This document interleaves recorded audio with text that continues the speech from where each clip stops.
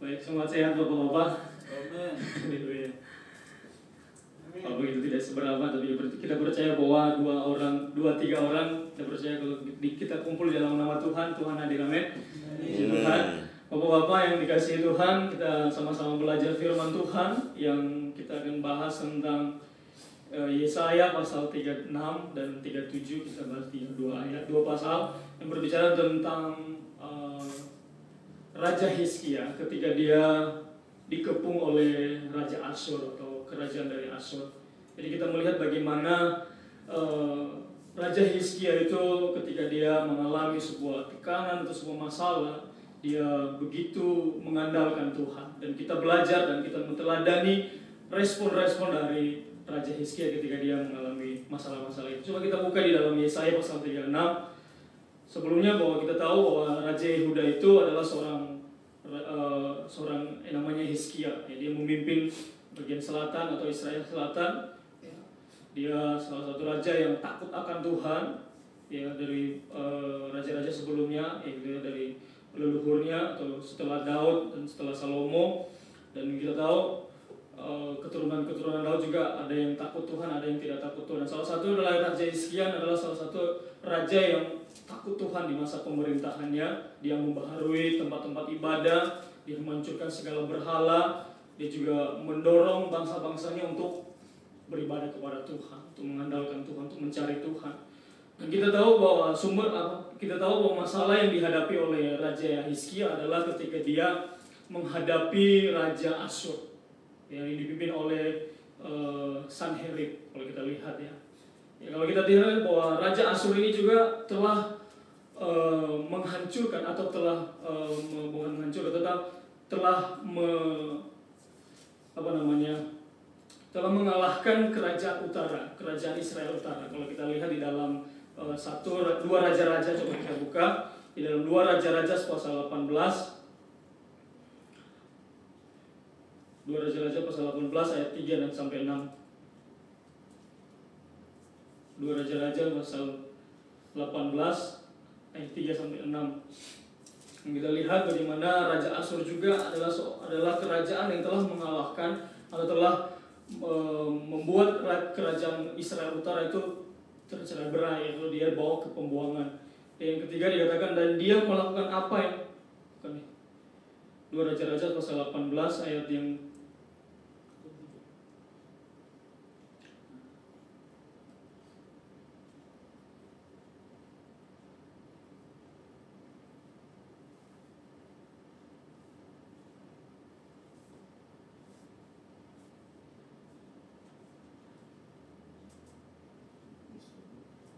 ayat 9 ya. Ya, ayat 9 saya tulis. Ayat 9 sampai ke 11 ya. Dan terjadilah pada tahun keempat zaman Raja Hizkia, itulah tahun ketujuh zaman Hosea, anak Elah, Raja Israel, Salmaneser, Raja Asyur, maju menyerang Samaria dan mengepungnya. Mereka merebutnya sesudah 3 tahun. Pada tahun ke-6 zaman Hizkia, itulah tahun ke-9 zaman Hosea, Raja Israel, Samaria ditaklukkan. Dan Raja Asyur mengangkut orang-orang Israel ke Asyur dan menempatkan mereka di Halah dan di Habor, di tepi sungai Gojan dan di kota-kota orang Madai. Nah, kita tahu bahwa orang-orang Israel itu adalah mereka yang tidak mendengar suara Yahweh Elohim mereka dan melanggar perjanjiannya, yakni semua yang Musa hamba Yahweh telah memerintahkannya, yang mereka telah mendengarkannya dan tidak menaatinya. Jadi itulah hukuman atau sebuah konsekuensi yang dialami oleh kerajaan utara. Mereka dibuang, mereka ditaklukkan oleh Raja Asyur. Dan kita tahu bahwa Raja Asyur juga akan mengepung, mau mengalahkan kerajaan Yehuda. Kita tahu bahwa dia begitu menyusun strategi. Dia tidak hanya berperang, tapi dia melakukan dengan mengintimidasi, atau dia mencemooh atau mengejek-ngejek orang-orang di Yehuda. Kalau kita lihat di dalam Yesaya, kita kembali ke Yesaya 36, Bapak-bapak. Yesaya pasal 36 ayat yang pertama, kita lihat dikatakan bahwa maka dan terjadilah pada tahun ke-14 zaman Raja Hizkia, Sanherib Raja Asyur datang melawan semua kota pertahanan Yehuda dan merebutnya. Jadi udah beberapa dikalahkan, dan Raja Asyur mengutus Rabsake. Rabsake adalah seorang juru minum. Rabhake deh. Bacanya Rabhake, dari Lakis ke Yerusalem kepada Raja Hizkia dengan pasukan yang besar. Dan dia berdiri di saluran kolam atas di jalan raya padang tukang penatu. Maka Eliakim anak Hilkia penilip istana dan Sena juru tulis dan Asaf anak Yoah bendahara datang kepadanya. Jadi di sini kita lihat bagaimana strategi dari yang dilakukan oleh Raja Asyur, yaitu dia menyuruh juru minumnya untuk mengintimidasi rakyat atau orang-orang Yehuda, ya, supaya dia tidak dengan tidak buang-buang tenaga, supaya orang Yehuda ini menyerah dengan begitu saja. Dia itu maunya. Ya, dia mengatakan apa yang dilakukan oleh raja atau juru minum Raja Asyur ini. Kalau kita lihat di ayat yang keempat, dikatakan bahwa Rabsake berkata kepada mereka, katakanlah sekarang kepada Hizkia Raja Asyur yang agung berkata demikian, kepercayaan apakah yang engkau percayai ini? Ini pertama, bahwa intimidasi atau sebuah pencemoohan atau sebuah perkata-kataan yang membuat orang-orang Yehuda itu supaya mereka lemah. Yang pertama, dia katakan bahwa dia berusaha untuk melemahkan keyakinan orang-orang Yehuda pada saat itu, supaya mereka tidak percaya kepada Tuhan. Ya, dikatakan bahwa katakanlah sekarang kepada Hizkia Raja Asyur yang agung berkata demikian, kepercayaan apakah yang engkau percaya ini? Ya. Kita tahu bahwa juru minum ini menganggap bahwa Hizkia itu lemah, tidak punya strategi atau tidak punya kekuatan perang. Ya. Ya. Dan yang kedua juga dia menghina kepercayaan kepada Tuhan. Ya, yang ketujuh kalau kita lihat, katakan bahwa namun jika engkau berkata kepadaku, kami percaya kepada Yahweh Elohim kami, bukankah dia yang tempat-tempat pemujaan dan mesbah-mesbahnya telah Hizkia singkirkan? Dan dia berkata kepada Yehuda dan Yerusalem, kamu harus bersujud di hadapan mesbah ini. Artinya bahwa dia menuduh bahwa Hizkia justru merusak mesbah-mesbah yang telah penyembahan berhala ini yang telah dimusnahkan oleh Raja Hizkia. Dia menuduh bahwa kenapa dirusak gitu. Seharusnya bahwa dia memakai strategi untuk supaya orang-orang Yehuda ini mengalami sebuah keraguan kepada Tuhan. Ya. Yang ketiga, bahwa dia mengejek juga kekuatan militer Yehuda, orang-orang Yehuda atau kerajaan Yehuda. Di ayat yang 8 dan 9 kalau kita lihat, maka sekarang buatlah perjanjian dengan tuanku Raja Asyur, maka aku akan memberimu 2000 ekor kuda jika engkau sanggup untuk menempatkan penunggang atasnya. Bagaimana kemudian kamu dapat mengembalikan wajah satu orang perwira yang kecil dari hamba-hamba tuanku, padahal kamu menaruh kepercayaan kepada Mesir? Jadi dia menghina bahwa orang Yehuda ini atau kerajaan Yehudi ini, dia tahu bahwa dia mengandalkan Mesir gitu. Dia bergantung sama Mesir. Dia menghina bahwa bagaimana bisa mengalahkan kami? Kalau saya memberikan 2000 kuda aja, kamu tidak punya cukup untuk prajurit melawan kami begitu. Jadi dia mengejek kekuatan militer dari orang-orang Yehuda. Dia juga ada di intimidasi lain, dia juga mengaku bahwa dia diutus oleh Tuhan. Nah, itu memang caranya iblis untuk melemahkan orang-orang Yehuda pada saat itu. Dia mengaku bahwa dia diutus Tuhan. Coba kita lihat di ayat ke-10, kita melihat dulu apa isi intimidasi yang dilakukan oleh juru minum agung ini. Ya, kita lihat dulu masalahnya bahwa ya, di ayat yang ke-10 dikatakan bahwa dan sekarang haruslah aku maju melawan negeri ini untuk menghancurkan tanpa Yahweh. Yahweh berfirman kepadaku, seakan bahwa Tuhan itu telah berfirman kepadanya itu, majulah ke negeri itu dan hancurkanlah. Dikatakan bahwa Asyur ini menyerang Yehuda karena dia pikir bahwa Tuhan telah menyuruhnya gitu. Inilah tipu daya dari Raja Asyur atau dari melalui raja ini untuk melemahkan iman-iman orang-orang Yehuda ini. Yang kelima, bahwa dia memujuk rakyat untuk menyerah. Ini intinya. Ya, di ayat yang ke-11 sampai ke-15 kalau kita lihat Bapak-bapak, bahwa dia memujuk untuk supaya orang-orang Israel menyerah begitu saja. Ya, dia tidak memakai kekuatan militernya, tetapi dengan perkataan-perkataan intimidasi, perkataan-perkataan kebohongan, argumentasi yang dia lakukan untuk supaya orang-orang menyerah begitu saja. Ya. Dan itu memang cara iblis untuk menghancurkan setiap anak-anak Tuhan. Bapak Ibu, di saat ini pasti kalau kita di dalam kehidupan kita pasti ada banyak hal-hal yang kita dengar untuk melemahkan iman kita. Dan ini yang dialami oleh orang-orang Yehuda pada saat itu. Di ayat yang ke-11 sampai ke-15 kalau kita lihat bahwa kemudian Eliakim dan Sebna dan Yoah berkata kepada Rabshakeh, kumohon berbicaralah kepada hambamu dalam bahasa Aram, karena kami dapat mendengarkan. Tetapi jangan berbicara kepada kami dalam bahasa Yehuda dan ke telinga orang-orang yang ada di atas tembok. Jadi maksud dari Eliakim ini supaya janganlah orang-orang Yehuda mendengar perkataan itulah, gitu. Cukup kami yang tahu bahasa Aram aja. Janganlah berbicara dalam bahasa Ibrani atau bahasa Yehuda. Cukup bahasa Arab aja, karena mereka juga mengetahui bahasa Arab.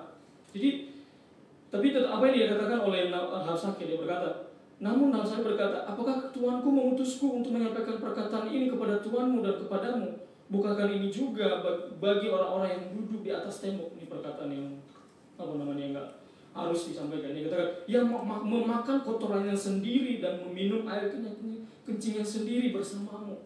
Nah, begitu dihinalah orang-orang Yehuda itu. Dan dikatakan yang ke-13, dan Rabshakeh berdiri dan berseru dengan suara nyaring dalam bahasa Yehuda dan berkata, dengarlah perkataan Raja Agung, yakni Raja Asyur. Beginilah Raja berkata, janganlah biarkan Hizkia menipumu, karena dia tidak akan sanggup untuk menyelamatkanmu. Yang ke-15, dan jangan biarkan Hizkia membuatmu percaya kepada Yahweh dengan berkata, Yahweh pasti akan menyelamatkan kita, kota ini tidak akan diserahkan ke dalam tangan Raja Asyur. Jadi dia membujuk, dia merayu supaya, dia menipu, dia berbohong supaya orang-orang Yehuda ini jangan percaya kepada pemimpinnya, kepada raja. Itu strategi yang pertama, supaya orang-orang ini tidak bergantung sama Raja Hizkia, terutama kepada Tuhan, mereka supaya dia ragu kepada Tuhan. Ya. Yang ke-6, dia menawarkan kedamaian palsu. Coba kita lihat ayat yang ke-16 sampai 17. Ya. Jangan mendengarkan Hizkia, karena Raja Asyur berkata begini, buatlah perdamaian denganku dan datanglah kepadaku, dan biarlah setiap orang yang makan dari pohon anggur dan pohon ara yang sendiri, serta minum air dari sumurnya sendiri, sampai aku datang membawamu ke sebuah negeri seperti negerimu sendiri, sebuah negeri dengan gandum dan anggur baru, sebuah negeri roti dan kebun anggur. Dia menjanjikan sebuah kedamaian, padahal dia itu strategi untuk supaya orang-orang Yehuda ini menyerah. Dia menawarkan, dia mengiming-iming kedamaian, tapi ada maksud dari hal itu supaya mereka menyerah begitu saja. Ya. Jadi kalau kita lihat bahwa ada 7, kalau saya baca ada 7 hal yang dilakukan oleh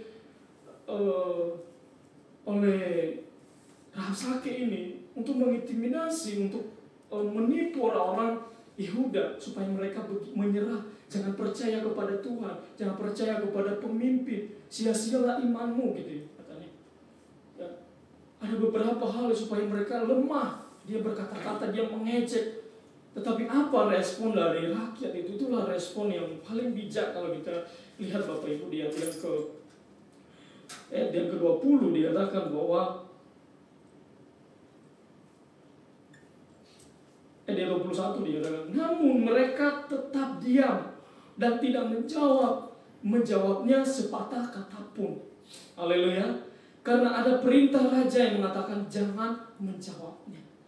Inilah sebuah respon yang baik Bapak Ibu Bapak-bapak, bahwa ketika kita menghadapi sebuah ejekan atau sebuah hal-hal lah ya cemoohan atau apa, jangan dibalas. Amin.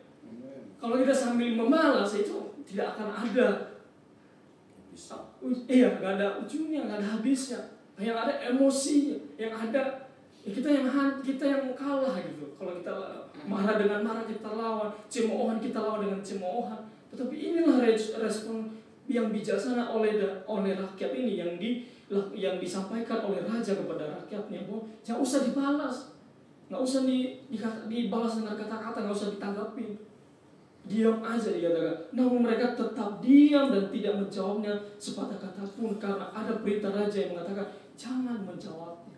Itulah seorang pemimpin yang bijak, yang dia bisa memberikan sebuah didikan atau sebuah arahan kepada rakyatnya bahwa gak usah ditanggapi, dan rakyat yang bijak juga mengerti dan memahami itu.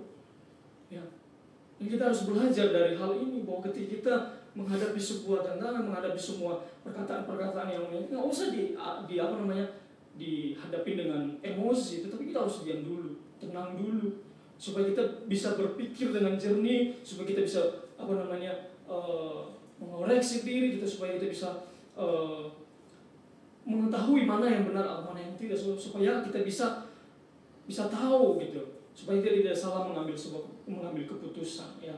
Dan kita belajar dari hal-hal ini di pasal yang ke-37, Bapak-bapak, bahwa ada respon dari Raja Hizkia ketika dia mengalami semuanya ini. Ketika panglimanya, bendaharanya, orang-orang yang dia utus itu membicarakan atau memberitahukan kepada Hizkia tentang cemoohan oleh sang juru minum ini, dan apa yang dilakukan oleh Raja Hizkia di pasal 37 ini, Bapak Ibu. Dia tidak menyusun strategi, dia tidak kenapa dia menghina kita gitu, ayo kita serang gitu. Tidak. Tetapi apa yang dilakukan oleh Raja Hizkia, kalau kita lihat di ayat pertama dikatakan, dan terjadilah pada waktu Raja Hizkia mendengar, ia mengoyakkan jubahnya dan menutupi tubuhnya dengan kain kabung. Lalu ia masuk ke bait Yahweh. Jadi ini yang kita lihat, Bapak-bapak, yang kita teladani, bahwa ketika tantangan atau masalah yang kita hadapi yang begitu berat, bukan seakan-akan kita mengandalkan kekuatan kita, kemampuan kita, bukan kita meremehkan siapa kita, tetapi yang dilakukan oleh Raja Hizkia adalah dia merendahkan diri di hadapan Tuhan. Amin. Dia mencari Tuhan dulu, bukan dia menyusun strategi, bukan dia menyusun sebuah rencana atau sesuatu lah dia rancangkan untuk menyerang Raja Asyur, kerajaan Asyur. Tapi dia tahu bahwa dia tidak bisa dengan kekuatannya sendiri. Dia perlu Tuhan. Amin. Dalam kehidupan kita sebagai anak Tuhan, marilah kita terus merendahkan diri di hadapan Tuhan. Kita belajar sebagaimana Hizkia, dia tahu bahwa dia itu raja, dia punya hak, ya, untuk mengarahkan prajuritnya untuk menyerang kerajaan Asyur, tapi dia bijak dalam hal itu. Dia tidak dengan semau-maunya, dia tidak mengikuti egonya, dia tidak mengikuti kemauannya, tetapi dia mengandalkan Tuhan. Amin. Ya. Mengoyakkan pakaian dan memakai kain kabun itu tanda penyesalan, kerendahan hati, dan pengakuan bahwa ia tidak sanggup menghadapi masalah dengan kekuatannya sendiri. Ya. Dia tidak menyombongkan diri bahwa dia, aku ini raja, dia enggak. Tetapi dia mencari Tuhan, dia merendahkan diri. Yang kedua, bahwa strategi yang utama yang dilakukan oleh Hizkia adalah datang ke rumah Tuhan. Amin. Ya, dikatakan bahwa dia masuk di bagian B, pasal ayat 1 bagian B dikatakan, ia mengoyakkan jubahnya dan menutupi tubuhnya dengan kain kabung, lalu ia masuk ke bait Yahweh. Ia mencari hadirat Tuhan dulu, bukan strategi politik atau kekuatan militernya yang dia utamakan dulu. Ya. Tapi inilah seorang pemimpin atau seorang raja yang bijaksana, bahwa dia mencari Tuhan, dia datang ke rumah Tuhan, dia mencari firman Tuhan. Yang ketiga, bahwa Hizkia mencari firman Tuhan, itu respon yang ketiga. Ya, di pasal ayat yang kedua sampai keempat kita lihat, Bapak-bapak, bahwa dia mengutus Eliakim yang mengawasi istana, dan Sebna juru tulis dan para tua-tua dari para imam yang menyelubungi diri dengan kain kabung kepada Yesaya anak Amos nabi itu. Dan mereka berkata kepadanya, beginilah Hizkia berkata, Hari ini adalah hari kesesakan dan celaan dan kehinaan. Sebab seorang anak sudah tiba untuk dilahirkan, tetapi tidak ada kekuatan untuk melahirkan. Mungkin Yahweh Elohimmu akan mendengar perkataan Rabshakeh yang tuannya yaitu Raja Asyur telah mengirimnya untuk mencela Elohim yang hidup. Dan dia akan memutuskan berkaitan dengan perkataan yang telah Yahweh Elohimmu dengar. Maka engkau harus menaikkan doa demi sisa yang masih ditemukan. Artinya bahwa Yesaya memutuskan untuk mencari nasihat dari firman Tuhan. Dari Hizkia, dia mencari firman Tuhan. Dia mengutus pegawai-pegawainya untuk menerima nasihat dari Yesaya. Yaitu yang dilakukan oleh Hizkia. Dia tidak mendengarkan opini orang lain atau perkataan-perkataan nasihat-nasihat dari panglima-panglimanya atau menteri-menterinya, enggak. Tetapi dia mencari firman Tuhan. Amin. Dalam kehidupan kita sebagai anak Tuhan, ketika kita ada dalam masalah, dalam tantangan, kita harus mencari firman Tuhan. Amin, Bapak-bapak. Ya, kita tidak mencari opini orang lain atau apalah rencana-rencana dari perkataan-perkataan atau sebuah nasihat-nasihat, tetapi firman Tuhan yang kita utamakan. Amin. Itulah yang itu yang respon yang dilakukan oleh Raja Hizkia. Yang keempat, dikatakan bahwa Hizkia membawa masalahnya dalam doa. Inilah intinya. Inilah yang harus kita teladani sebagai pria-pria Kinamun, bahwa dalam kekhawatiran, dalam setiap masalah kita, yang kita harus lakukan adalah membawa kepada Tuhan. Amin. Kita harus bawa kepada Tuhan. Sama seperti Hizkia ketika dia menerima kiriman surat dari Raja Sanherib, Raja Asyur. Dia menerima surat ancaman atau sebuah surat intimidasi lagi supaya mereka menyerah. Tetapi apa yang dilakukan oleh Hizkia adalah dia berdoa, dia terbakan di hadapan Tuhan surat itu. Coba kita lihat di dalam pasal 37 ayat 14 sampai 20, Bapak-bapak. 14 sampai yang ke-20 dikatakan, dan Hizkia menerima surat dari tangan utusan itu dan membacanya. Kemudian Hizkia pergi ke bait Yahweh, dan Hizkia membentangkannya di hadapan Yahweh. Dan Hizkia berdoa kepada Yahweh dengan berkata, Ya Yahweh Sebaot Elohim Israel, yang berdiam di antara para kerub, Engkaulah satu-satunya Elohim, hanya bagimu sajalah segala kerajaan di bumi. Engkau telah membuat langit dan bumi. Sendenganlah telingamu ya Yahweh, dan dengarkanlah. Bukalah matamu ya Yahweh, dan lihatlah. Dan dengarkanlah semua perkataan Sanherib yang sudah dia kirimkan untuk mencela Elohim yang hidup. Sungguh ya Yahweh, raja-raja Asyur telah menghancurkan setiap negeri dan tanah mereka, dan melemparkan ilah-ilah mereka ke dalam api. Karena mereka bukanlah Elohim, hanya buatan tangan manusia dari kayu dan batu, sehingga mereka menghancurkannya. Dan sekarang ya Yahweh Elohim kami, selamatkanlah kami dari tangannya, supaya semua kerajaan di bumi mengetahui bahwa Engkaulah Yahweh, hanya Engkau satu-satunya. Ini doa dari Hizkia bahwa dia menyerahkan semua masalahnya kepada Tuhan. Semua apa yang dialami oleh Raja Hizkia, dia beritahukan kepada Tuhan. Ya. Dia mengakui kebesaran Tuhan. Dia meminta pembelaan dari Tuhan supaya Tuhan menolong dia. Ya. Dan kita lihat bahwa di ayat 20 dikatakan bahwa dia bukan hanya meminta keselamatan, bukan pembelaan, tetapi dia juga meminta bahwa supaya nama Tuhan dipermuliakan dari masalahnya itu. Supaya orang-orang atau kerajaan lain atau kerajaan bangsa lain melihat bahwa Tuhan orang Israel itu berbeda dari ilah-ilah lain, dewa-dewa lain. Jadi inti dari permohonan dari Hizkia supaya nama Tuhan dipermuliakan dari apa yang dialaminya. Ya. Supaya Raja Asyur tahu bahwa Tuhannya orang Israel itu berbeda dengan ilah-ilah bangsa lain. Amin. Yang kelima, bahwa respon dari Hizkia itu Hizkia percaya pada janji Tuhan. Di 21 sampai ke 35 saya akan bacakan. Dan Yesaya anak Amos menyuruh kepada Hizkia dengan mengatakan, Beginilah Yahweh Elohim Israel berfirman, sebab engkau telah berdoa kepadaku mengenai Sanherib Raja Asyur, maka inilah firman yang telah Yahweh katakan kepadanya, anak darah itu, yaitu putri Sion, telah memandang rendah engkau, tertawa untuk mencemooh engkau. Putri Yerusalem menggelengkan kepalanya di belakangmu. Siapakah yang engkau hina dan celah?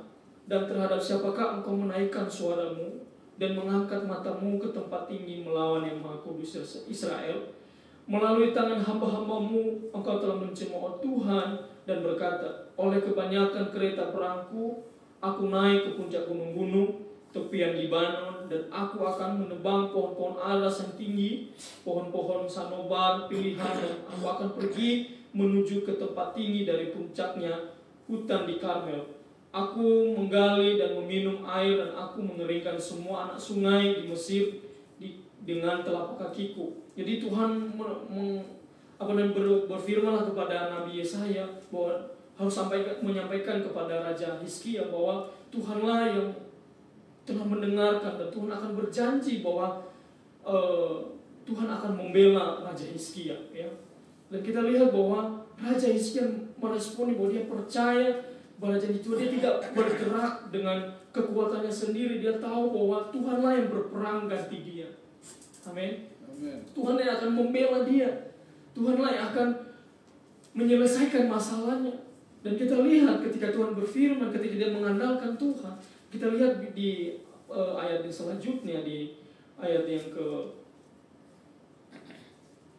36 dikatakan bahwa kemudian malaikat Yahweh keluar dan membunuh 185.000 orang. 185.000 orang dalam perkemahan Asyur. Ketika mereka bangun pagi hari, maka tampaklah mereka semua telah menjadi jasad yang mati. Inilah kuasa Tuhan, Bapak-bapak. Haleluya.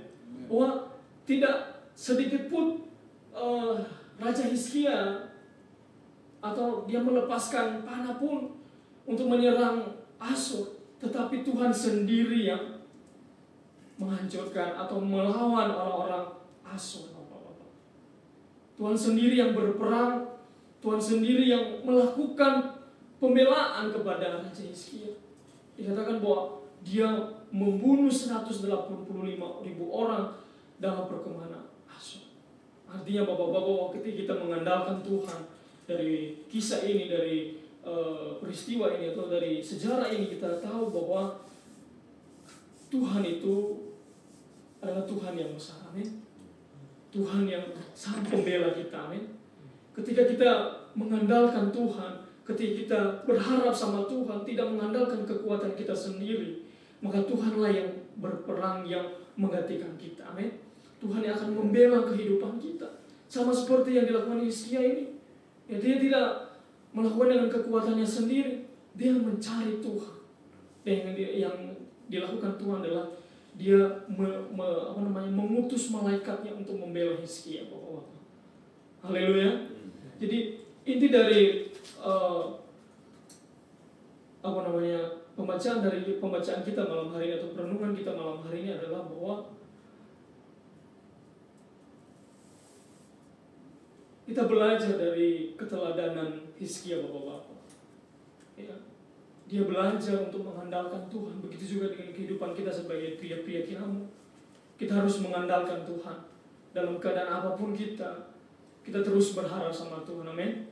Jangan kita berharap pada yang lain, tapi kita harus segala sesuatu apapun kita serahkan kepada Tuhan. Ya. Yang pertama bahwa ketika kita ada masalah, bahwa ada bisikan-bisikan iblis yang mengintimidasi kita. Pastinya ketika kita mengalami sebuah tantangan atau masalah, pasti ada bisikan-bisikan iblis untuk meragukan Tuhan, ya, untuk berusaha untuk memgoyahkan iman kita. Sama seperti yang dialami oleh orang-orang Yehuda atau Raja Hizkia. Ketika dia mengalami masalah ini, dia diintimidasi, dia dikata-katain, dia diejek-ejek, ya, untuk melemahkan imannya. Ya, kita pasti bahwa cara iblis untuk menjatuhkan kita itu begitu. Ada intimidasi, ada perkataan-perkataan yang melemahkan kita. Ya, mungkin dari orang-orang sekitar kita atau dari hal-hal yang dari yang membuat kita lemah, Bapak-Bapak. Tetapi firman Tuhan mengatakan bahwa ketika kita menaruh harapan kita kepada Tuhan, ketika kita mengandalkan Tuhan, bahwa Tuhan lah yang akan membela kita. Amin. Yang kedua, bahwa kita belajar dari respon Hizkia, Bapak-Bapak. Nah, apa yang nilai respon Hizkia? Bahwa dia tidak menyusun strateginya. Dia mengandalkan Tuhan. Dia datang ke rumah Tuhan, dia mencari firman Tuhan. Itu yang dilakukan oleh Hizkia. Dia berdoa, dia serahkan semua kekhawatirannya kepada Tuhan. Ya. Coba kita buka dalam Mazmur pasal 50 ayat 15. Sudah dikatakan. Mazmur pasal 50 ayat 15.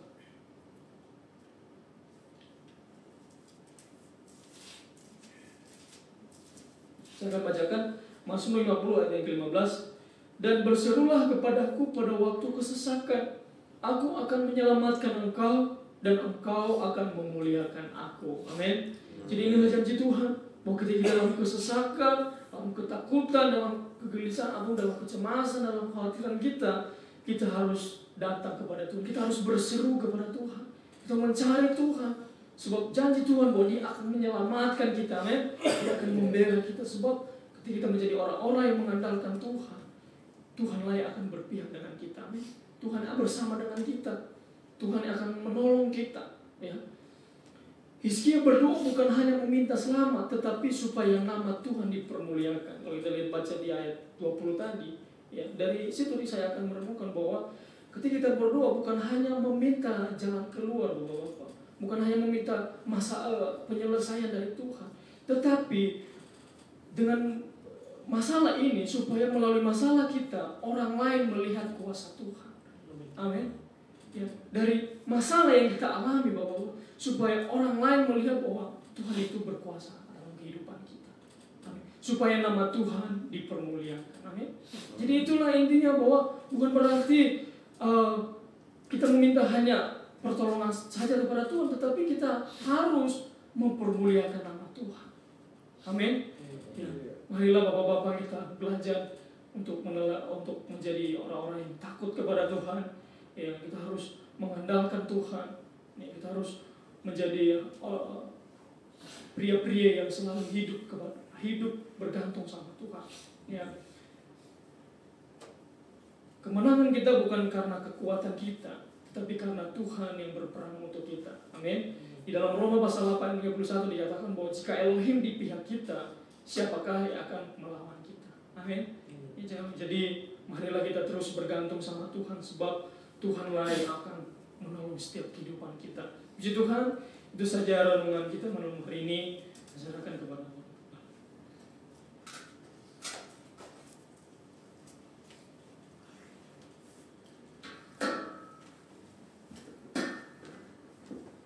Puji Tuhan, firman Tuhan yang luar biasa. Amin. Jangan meladeni, cemooh dan lain sebagainya. Tetap kita mendengarkan hanya Tuhan. Mari kita bangkit berdiri. Ku yakin saat kau berfirman, aku menang. Saat kau bertindak, hidupku hanya ditentukan oleh perkataan. Hanya perkataan-Mu Tuhan yang kami dengar. Haleluya, ku aman karena Kau menjaga. Ku kuat karena Kau menopang hidupku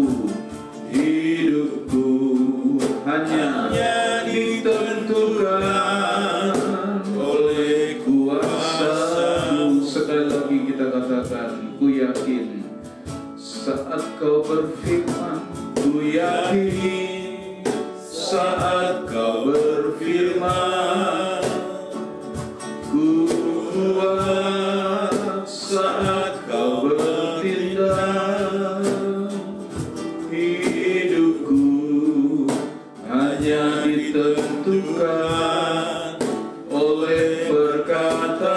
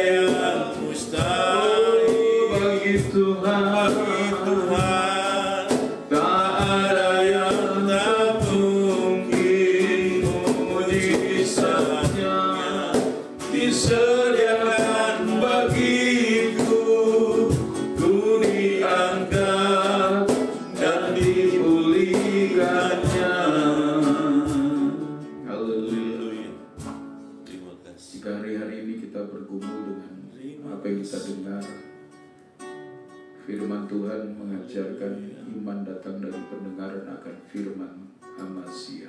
Terima kasih firman. Jangan biarkan imanmu menjadi lemah karena engkau terus memperdulikan apa yang kau dengar selain firman Tuhan. Hanyalah firman Tuhan yang kita percayai.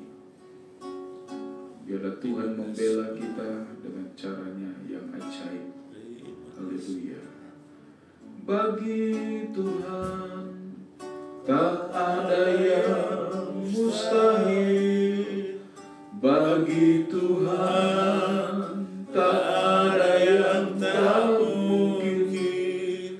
Mujizatnya disediakan bagiku, ku diangkat dan dipulihkannya.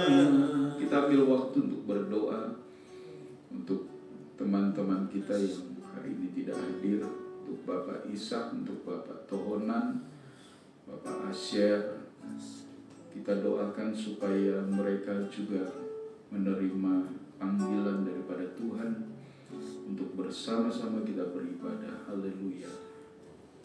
Haleluya. Nanti saya minta Pak Edi akan berdoa untuk ketiga teman kita ini. Haleluya. Haleluya. Bapa di surga, terima kasih buat kesempatan malam hari ini. Kami pria-pria Kinamon boleh bersekutu dengan Tuhan. Kami sudah mendengarkan firman-Mu. Terima kasih Tuhan, Engkau sudah memberkati kami malam hari ini. Bagaimana kami harus bertindak sebagai pria-pria di dalam keluarga kami. Biarlah kami boleh tetap mengandalkan Tuhan. Terima kasih buat pesan-Mu. Bagaimana kami harus merespon dalam setiap permasalahan yang datang kepada kami. Dan kami sudah punya jawaban yang pasti. Kami akan tetap Tuhan, mengandalkan Tuhan dalam hidup kami. Oleh sebab itu kami perlu Engkau Roh Kudus. Biarlah kami boleh mempunyai hati yang kuat dalam pengiringan kami kepada Tuhan. Terima kasih buat firman-Mu. Berkati terus hamba-Mu Tony. Berkati dalam setiap pelayanan Tuhan. Baik juga masa depan dalam pelayanan. Rencana-rencana yang kerinduan-kerinduannya. Tuhan menolong hamba-Mu ini. Terima kasih Bapa. Dan malam hari ini Tuhan, kami boleh teringat saudara kami. Ada Pak Ishak, ada Pak Tohonan dan juga Asyer. Pak Asyer, Tuhan menolong mereka bertiga. Kami tidak tahu permasalahan apa hari-hari ini. Tuhan menolong terutama Pak Tohonan. Kami mohon belas kasihan Tuhan. Tuhan menjamah, Tuhan menolong, dan Tuhan berbicara terus, terutama untuk Pak Tohonan. Tuhan, kami tidak tahu permasalahan apa hari ini, tapi biarlah malam hari ini kami serukan dengan penuh kasih, dengan kerendahan hati kami. Tuhan menolong Pak Tohonan dalam setiap apa. Tuhan berkati semua mata pencarian usahanya. Tuhan berkati, Engkau mengasihi Tuhan, Engkau menjamah, bahwa ada Tuhan yang selalu sanggup. Selalu sanggup Tuhan untuk menolong anak-anak yang perlu pertolongan Tuhan. Berkati keluarga, istri dan juga anak Tuhan. Terima kasih Bapak. Kami juga teringat dengan Pak Ishak. Tuhan tolong terus, Tuhan berkati terus dengan kesempurnaan, kesembuhan yang dia inginkan, kesembuhan yang dia rindukan Tuhan. Tuhan membuat semuanya jaringan. Oh Tuhan, panca inderanya, jaringan sel-sel dalam tubuhnya boleh kembali normal Tuhan. Terima kasih Bapak. Berkati Beri kekuatan ekstra terus buat Pak Ishak. Sukacita daripada Tuhan. Terima kasih Bapak. Kami juga teringat Bapak Asher. Tuhan tolong terus kerinduannya untuk berpindah tempat, di tempat yang lebih dekat. Tuhan tolong berkati Asher, cuma rumah tangganya, istrinya, mertuanya, orang tuanya. Terlebih kerinduan mereka juga untuk mempunyai seorang momongan. Tuhan juga menjawab semuanya. Tuhan berkati, berikan kekuatan ekstra juga buat Asher bersama istri. Terima kasih Bapak. Biarlah malam hari ini kami menyerahkan kembali hidup kami. Sekali lagi kami perlu Engkau. Kami perlu Engkau Tuhan. Dan biarlah Roh Kudus yang memimpin kami. Kami sebagai pria-pria Kinamon boleh tetap maju dan bersinar di hadapan Tuhan. Terima kasih Bapak. Berkati pria-pria Kinamon. Terima kasih. Dalam nama Yesus kami sudah berdoa. Haleluya. Kami mengucap syukur malam hari ini Bapak. Kiranya Engkau memberkati setiap pria yang hadir. Terima kasih. Baik yang lajang maupun yang sudah berkeluarga. Hamba berdoa Tuhan memberkati Bapak Edi. Tuhan berkati suami istri dan anak mereka Mika. Kami menyerahkan keluarga ini Tuhan dalam tangan-Mu, supaya keluarga ini menjadi keluarga yang disukai Tuhan. Dalam pelayanan, dalam pekerjaan Tuhan memberkati keluarga Bapak Yance Kondongan, suami istri dan anak-anak yang ada. Tuhan memberkati baik dalam pekerjaan pelayanan. Bapak Yahweh berkati mereka menjadi keluarga kesukaan Tuhan. Oh terima kasih Bapak Yahweh. Berkati keluarga Bapak Mevel juga suami istri. Tuhan berkati untuk kerinduan mereka yang terus mereka doakan Tuhan. Oh Tuhan, Engkau kiranya memberikan tepat pada waktunya. Kami berdoa terus untuk suami istri ini Tuhan, supaya Engkau menganugerahkan keturunan bagi mereka. Amin. Terima kasih Bapak. Berkati juga keluarga Bapak Syarif, suami istri dan bayi yang ada dalam kandungan Ruth. Tuhan memberkati Tuhan pertumbuhannya sampai kelak bayi ini siap untuk dilahirkan Tuhan dan berjumpa dengan kami. Kami menyerahkan Tuhan. Oh Tuhan, Bapak Yahweh berkati juga Tuhan hamba-hamba-Mu, baik hamba Tuhan Tony, hamba Tuhan Yordan. Tuhan memberkati mereka. Mereka juga bertumbuh terus menjadi pria yang kuat, pria yang Tuhan takut akan Tuhan, pria yang saleh, yang kelak mereka ketika berumah tangga juga menjadi Tuhan kepala rumah tangga yang baik. Terima kasih Bapak Yahweh, kami mengucap syukur.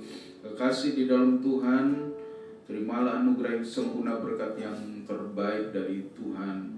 Yahweh memberkati dan melindungi-Mu. Amin. Yahweh menyinari dengan wajahnya dan memberikan kasih karunia. Amin. Yahweh menghadapkan wajahnya dan memberi-Mu damai sejahtera. Amin. Ulang dan bawalah berkat ini, jadilah saksi bagi Yeshua HaMashiach sampai reka fajar hari Maranatha.